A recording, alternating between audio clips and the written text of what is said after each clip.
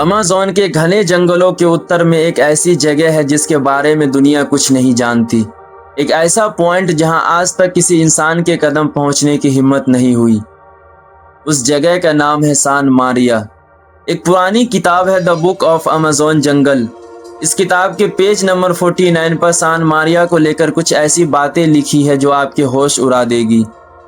ये बात है साल 1984 की, जब दुनिया के जाने माने आर्कियोलॉजिस्ट थॉमस रिगरेट अपनी टीम के साथ अमेज़न में एक बड़ी खोज के लिए निकले थे। महीनों बीत गए लेकिन उनके हाथ कोई बड़ी सफलता नहीं लगी। वो लगभग निराश हो चुके थे। तभी उन्हें पता चला कि पास में ही कायापो नाम की एक प्राचीन आदिवासी जनजाति रहती है। थॉमस को लगा कि ये लोग सदियों से इस जंगल में रह रहे हैं, तो शायद ये किसी ऐसे रहस्य के बारे में जानते हैं जो विज्ञान की किताबों में दर्ज नहीं है। जब थॉमस कायापो जनजाति के सरदार से मिले तो उन्हें एक चौंका देने वाली बात बताई। उन्होंने अमेज़न के उत्तर में उसी रहस्यमयी जगह का जिक्र किया जिसे वो अपनी भाषा में सान मारिया यानी कि शापित भूमि कहते थे। सरदार ने थॉमस को चेतावनी दी कि उस जगह पर जो भी गया है वो कभी लौटकर वापस नहीं आया। लेकिन थॉमस एक जिद्दी और जुनूनी खोज करता थे। उनके लिए यह चेतावनी एक चुनौती बन गई। उन्होंने फैसला किया कि वो सान मारिया जाएंगे। इसके बाद वो अपनी सबसे भरोसेमंद टीम के साथ इस अनजान सफर पर निकल पड़े। कुछ दिनों की मुश्किल यात्रा के बाद वो सान मारिया की सीमा में दाखिल हुए और वहां पहुंचते ही जो पहला मंजर उन्होंने देखा वो किसी के भी रोंगटे खड़े करने के लिए काफी था। उनके सामने एक नदी बह रही थी जिसकी पानी 24 घंटे उबल रहा था। भाप इतनी तेज थी कि दूर तक कुछ दिखाई नहीं दे रहा था। लेकिन थॉमस की टीम यहाँ नहीं रुकी, वो और गहराई में बढ़ते गए। रास्ते में उन्हें एक विशाल सांप की केचली मिली। वो इतनी बड़ी थी कि उसे देखकर लग रहा था जैसे किसी बड़े एनाकोंडा ने अपनी खाल उतारी हो। थॉमस का दिल जोर जोर से धड़क रहा था, पर वो आगे बढ़ते रहे। 10 दिन बीत चुके थे लेकिन थॉमस की टीम को अब तक ऐसा कुछ नहीं मिला था जिसे वह दुनिया के सामने एक बड़ी खोज की तरह पेश कर सके। किताब के पेज नंबर 51 पर लिखा है कि अपने रिसर्च के 10वें दिन थॉमस एक पहाड़ की तलहटी में खोजबीन कर रहे थे। तभी उनकी नज़र एक अजीब से फूल पर पड़ी। वो फूल देखने में बेहद खूबसूरत था लेकिन उसकी बनावट दुनिया के किसी भी फूलों से मेल नहीं खाती थी। थॉमस ने उस फूल पर रिसर्च करना शुरू किया और जो नतीजा सामने आया उसने उनकी आंखें खुली की खुली छोड़ दी। ये कोई मामूली फूल नहीं था। इस फूल के रस में ऐसी शक्ति थी जो किसी भी जीव की उम्र को कई गुना बढ़ा सकती थी। तब थॉमस की समझ में आया कि वो विशाल सांप की केचली और इस फूल का क्या कनेक्शन है। ये जगह दुनिया के सबसे बड़े और पुराने एनाकोंडा का घर था जो शायद इसी फूल को खाकर हजारों सालों से जिंदा था। ये एक ऐसी खोज थी जो इंसानी इतिहास को बदल सकती थी। उस रात थॉमस ने अपनी डायरी में लिखा कि आज का दिन मेरी जिंदगी का सबसे बड़ा दिन है। हमने प्रकृति के उस रहस्य को खोज निकाला है जिसकी कल्पना भी किसी ने नहीं की होगी। कल सुबह हम इस खोज को पूरी दुनिया के सामने लाएंगे। ये एक नया सवेरा होगा। अगली सुबह जब उनकी टीम गाड़ी से वापस लौट रही थी तभी अचानक एक विशाल पेड़ उनकी गाड़ी पर आ गिरा। इस भयानक हादसे में थॉमस की पूरी टीम मारी गई। थॉमस बुरी तरह घायल थे लेकिन किसी तरह वो जिंदा बच गए। उन्होंने अपनी डायरी और वो बेशकीमती फूल उठाया और लंगड़ाते हुए जंगल से बाहर निकलने की कोशिश करने लगे, पर उनकी किस्मत में कुछ और ही लिखा था। कुछ देर जाने के बाद एक जहरीले सांप ने उन्हें डस लिया और वहीं उनकी मौत हो गई। कुछ समय बाद कायापो आदिवासियों को थॉमस का बॉडी मिला। उनके हाथ में वही डायरी और मुरझाता हुआ फूल कसकर पकड़ा हुआ था। सालों बाद एक लेखक ने कायापो जनजाति से वो डायरी हासिल की और उसी डायरी की कहानी पर एक किताब लिखी जिसका नाम था द मिस्ट्री ऑफ अमेज़न जंगल। और इसी किताब से इंस्पायर्ड होकर हॉलीवुड में एनाकोंडा जैसी ब्लॉकबस्टर मूवी बनी है। जब ये रहस्य सरकार तक पहुंचा तो उन्होंने उस जगह की छानबीन के लिए कई टीमें भेजी, लेकिन आज तक कोई भी टीम उस जादुई फूल को दोबारा नहीं खोज पाई। तो क्या थॉमस की डायरी महज एक मनगढ़ंत कहानी थी या फिर अमेज़न आज भी उस रहस्य को अपने सीने में दफन किए हुए है? दोस्तों, ये तो अमेज़न के हजारों रहस्यों में से सिर्फ एक छोटी सी झलक थी। इस जंगल की गहराइयों में ऐसे ऐसे राज दफन हैं जो विज्ञान और तर्क के परे हैं। तो आज की इस डॉक्यूमेंट्री में हम जानेंगे अमेज़न के कुछ ऐसे ही अनसुने और अनसुलझे रहस्य के बारे में। हम बात करेंगे दुनिया के सबसे जहरीले पेड़ की, एक ऐसे मेंढक की जो एक बार में 10 लोगों की जान ले सकता है, और चींटियों की उस खूंखार सेना की जो घंटों में एक पूरे जानवर को चट कर जाती है। हम जानेंगे अमेज़न के उस झरने के बारे में जहां से पानी नहीं बल्कि काला जहर बहता है। तो अगर आप अमेज़न के इस रोमांचक और डरावने सफर के लिए तैयार हैं तो वीडियो को एक लाइक जरूर करें और हमारे चैनल को सब्सक्राइब कर ले ताकि आप ऐसा कोई भी डॉक्यूमेंट्री वीडियो मिस न कर सके।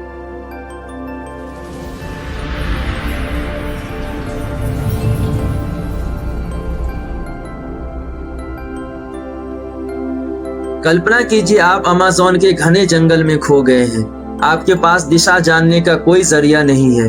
तभी आपकी नजर एक पेड़ पर पड़ती है जिसके पत्ते आईने की तरह चमक रहे हैं। जी हाँ, अमेज़न के कुछ इलाकों में एक ऐसा पेड़ पाया जाता है जिसे मिरर लीफ ट्री के नाम से जाना जाता है।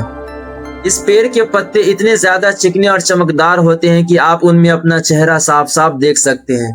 वैज्ञानिक आज तक ये नहीं समझ पाए हैं कि प्रकृति ने इस पेड़ को ऐसी अनोखी खूबी क्यों दी है। अमेज़न में अगर आप किसी मरे हुए जानवर को देखते हैं तो उससे दूर रहना ही बेहतर है, क्योंकि शायद आप चींटियों की एक सेना के रास्ते में आ सकते हैं। हम बात कर रहे हैं आर्मी आंट्स की।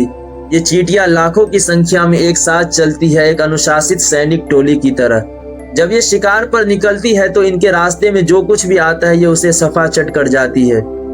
इनकी सबसे डरावनी बात है इनका हमला करने का तरीका। ये अपने शिकार को एक साथ चारों तरफ से घेर लेती है और अपने पावरफुल जबड़ों से मांस नोचना शुरू कर देती है।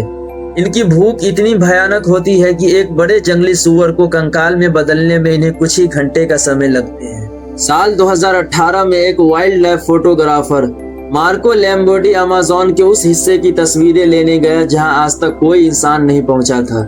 उसने अपने सबसे महंगे और एडवांस ड्रोन को उस घने जंगल के ऊपर उड़ाया। ड्रोन से आ रही लाइव तस्वीरों में उसे कुछ अजीब और रहस्यमयी आकृतियां दिखाई दी जो किसी प्राचीन सभ्यता के खंडर जैसी लग रही थी। वो और जानने के लिए ड्रोन को और नीचे ले गया, लेकिन तभी अचानक ड्रोन का सिग्नल बंद हो गया। स्क्रीन काली पड़ गई।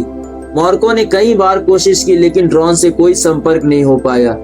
वो उस जगह पर खुद जाने की हिम्मत नहीं कर सकता था, क्योंकि वो जानता था कि जंगल के उस हिस्से से आज तक कोई वापस नहीं आ पाया है। आज भी उसका वो महंगा ड्रोन और उसमें कैद वो रहस्यमयी तस्वीरें अमेज़न की गहराइयों में ही कहीं दफन है। सवाल यह है कि उस दिन ड्रोन के कैमरे ने ऐसा क्या देखा था जिसके बाद जंगल ने उसे हमेशा के लिए निगल लिया। अमेज़न में खोई हुई एक पूरी दुनिया का रहस्य आज भी खोजकर्ताओं को अपनी ओर खींचता है। ये कहानी है ब्रिटिश खोजकर्ता पार्सी फॉसेट की। फॉसेट को यकीन था कि अमेज़न के बीचों बीच एक रहस्यमयी और उन्नत शहर मौजूद है जिसे वह the last city of Z कहते थे। साल 1925 में वो अपने बेटे जैक और एक दोस्त के साथ इस खोए हुए शहर की तलाश में अमेज़न के अंदर गए। उन्होंने अपने साथ बहुत कम सामान लिया था क्योंकि उनका मानना था कि जंगल उन्हें खुद रास्ता दिखाएगा। हफ्तों तक उनके खबर आते रहे लेकिन फिर अचानक सब बंद हो गया। पार्स फॉसेट और उनकी टीम का फिर कभी कोई पता नहीं चला। वो कहाँ गए, उनके साथ क्या हुआ, ये आज तक अमेज़न का सबसे बड़ा अनसुलझा रहस्य है। कुछ लोगों का मानना है कि उन्हें किसी जंगली जानवर ने मार दिया, तो कुछ लोगों का कहना है कि किसी आदमखोर जनजाति ने उन्हें पकड़ लिया था। लेकिन एक थ्योरी ये भी है कि कर्नल फॉसेट ने वाकई में उस खोए हुए शहर को ढूंढ लिया था और वहाँ की दुनिया इतनी अद्भुत थी कि उन्होंने वापस लौटना ही ठीक नहीं समझा। अमेज़न में सुंदरता अक्सर धोखे का दूसरा नाम होती है और इसका सबसे बड़ा उदाहरण है ओलो पेंडोला नाम की एक चिड़िया। ये चिड़िया पेड़ की डालियों से लटकते हुए बेहद खूबसूरत और लंबे घोंसले बनाती है। दूर से देखने पर ऐसा लगता है मानो किसी कलाकार ने पेड़ को सजा दिया हो, लेकिन ये चिड़िया जितनी सुंदर है उतना ही ज्यादा खतरनाक भी है। ये अपने इलाके को लेकर बहुत आक्रामक होती है। अगर कोई इंसान या जानवर इसके घोंसले के ज्यादा करीब जाने की कोशिश करता है तो ये सीधा उसकी आंखों पर हमला करती है।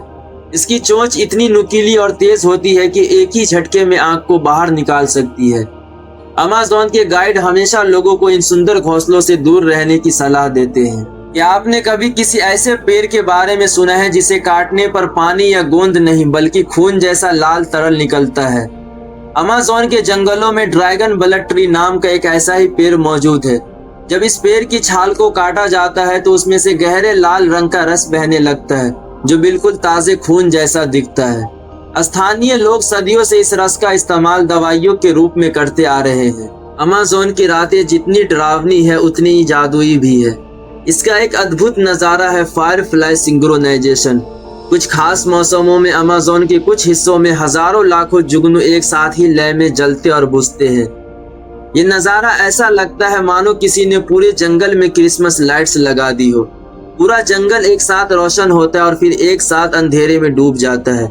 वैज्ञानिक कहते हैं कि नर जुगनू बाम्बा को आकर्षित करने के लिए ऐसा करते हैं, लेकिन ये सिंक्रोनाइजेशन इतना सटीक और परफेक्ट कैसे होता है, ये आज भी एक पहेली है। कल्पना कीजिए आप घने अंधेरे जंगल में हैं और अचानक आपके चारों ओर लाखों टिमटिमाती रोशनियां एक साथ जल उठी है।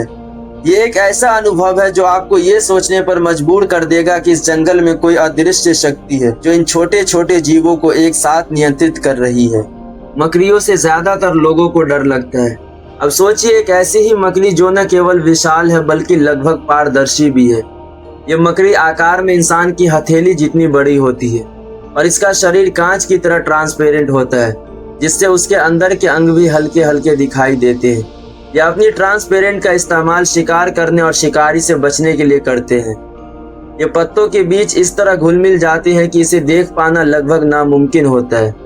ये मकड़ी जहरीली है या नहीं ये कोई नहीं जानता है, क्योंकि जो भी इसके बहुत करीब गया वो इसके बारे में बताने के लिए शायद वापस नहीं लौटा। एक ऐसी जनजाति जो आज भी पाषाण युग में जी रही है, एक ऐसा रहस्य जो अगर सच है तो इंसान और जानवर की परिभाषा को हमेशा के लिए बदल देगा। अमेज़न की असीम गहराइयों में जहां आज भी कोई बाहरी इंसान नहीं पहुंचा, वहां एक जनजाति रहती है जिसे आसपास के कबीले चीटा कहते हैं। इसका मतलब है चीता मानव।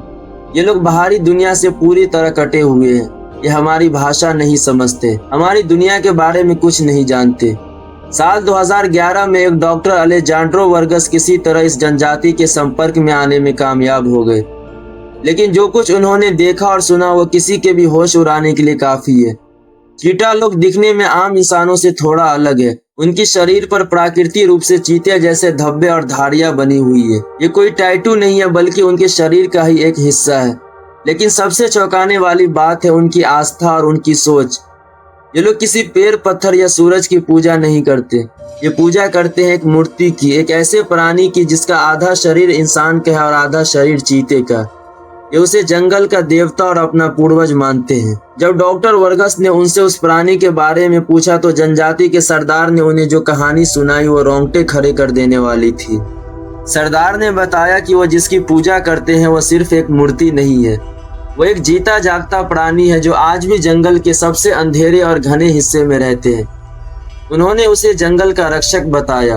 उन्होंने बताया कि ये प्राणी इंसानों की तरह दो पैरों पर चल सकता है, लेकिन उसकी रफ्तार और ताकत एक चीते जैसी है। रात में उसकी आंखें आग की तरह चमकती है। वो कभी इंसानों पर हमला नहीं करता, लेकिन अगर कोई जंगल को नुकसान पहुंचाने की कोशिश करे तो उसे चीर फाड़ के रख देता है।